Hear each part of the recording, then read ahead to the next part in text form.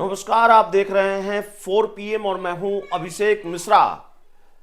देखिए, मोकामा गोलीबारी कांड ने, मोकामा फायरिंग केस ने नीतीश कुमार के सुशासन पर सवाल उठाए हैं। नीतीश कुमार के सुशासन पर सवाल उठ रहा है। मोकामा में जिस तरह से ताबड़तोड़ फायरिंग हुई है, सोनू मोनू गैंग, पूर्व बाहुबली विधायक अनंत सिंह, दोनों के बीच जो अदावत शुरू हुई है या पहले से अदावत थी। अनंत सिंह का दावा कि वो किसी झगड़े को सुलझाने गए थे, अत्याचार किया किसी पर, उसको समझाने गए थे और जिसको बुलाने भेजा उसी पर गोलीबारी कर दी। तो गोलियों की इस धाए धाए में सुशासन धुआं होता हुआ नजर आया है।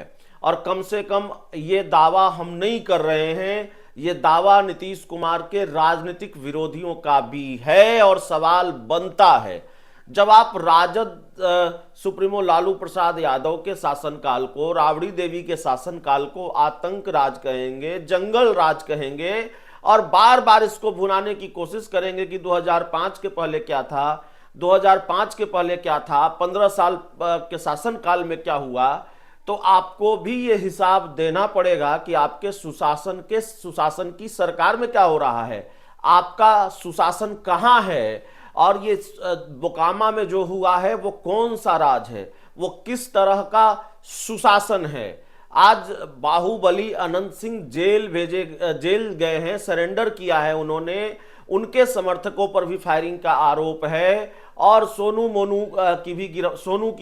सिंह की भी गिरफ्तारी हुई है, कुछ और कार्रवाइयां भी हुई हैं। तो आखिरकार ये सारी चीजें क्यों हैं? और मोकामा जिसके लिए कुख्यात रहा है, वो उस तरह के घटनाक्रम, उस तरह का तनाव एक बार फिर मोकामा में क्यों है? मोकामा में उस तरह की गोलियों की धाएं धाएं फिर क्यों सुनाई देने लगी है? ये अपने आप में सवाल उठेंगे।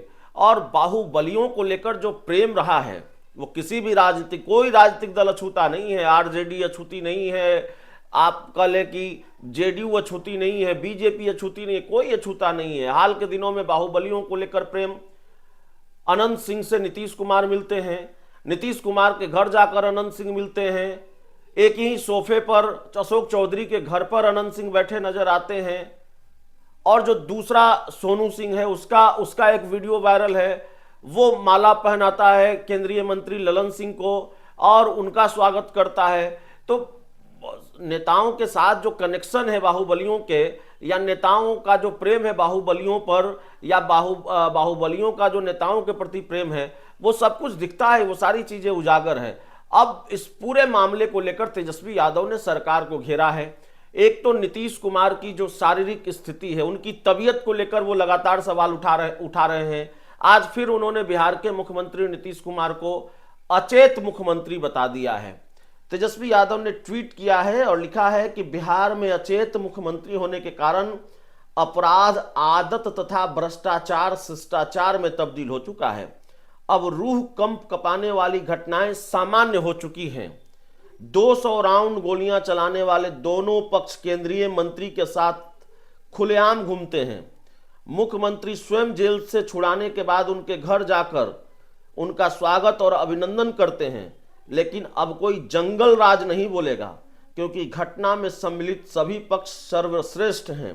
तमाम न्यूज हेडलाइन मैनेजमेंट के बावजूद एक दिन की खबर देखिए। और तेजस्वी यादव ने जो अखबार की कटिंग इसके साथ लगाई है वो भी आपके सामने है। तो इस पूरे मामले में तेजस्वी यादव ने सरकार को घेरा है। वैसे भी हाल के दिनों में वो नीतीश कुमार को घेरने का एक भी मौका नहीं छोड़ते और चुनाव करीब आएगा तो जाहिर है सुशासन पर सवाल और उठेंगे ऐसी घटनाओं से। और बिहार में कानून व्यवस्था की जो स्थिति है, बाहुबलियों को लेकर जो सत्ताधारी पार्टियों का प्रेम है, हालांकि विपक्षी दलों का भी प्रेम रहा है, अनंत सिंह आरजेडी के भी विधायक रहे हैं, लेकिन इसको मुद्दा बनाकर आरजेडी या तेजस्वी यादव 2025 में अपनी राह आसान करने की कोशिश जरूर करेंगे। बिहार के लोगों को ये बताने की कोशिश करेंगे कि हमारी सरकार के शासनकाल को जंगल राज अगर ये बताते हैं तो बिहार में अभी क्या हो रहा है जरा इसको देख लीजिए। और तेजस्वी यादव ने ये काम शुरू भी कर दिया है। मोकामा गोलीकांड के बहाने वो मजबूती से सरकार को घेर रहे हैं। इस पूरी रिपोर्ट में इतना ही। बहुत बहुत धन्यवाद।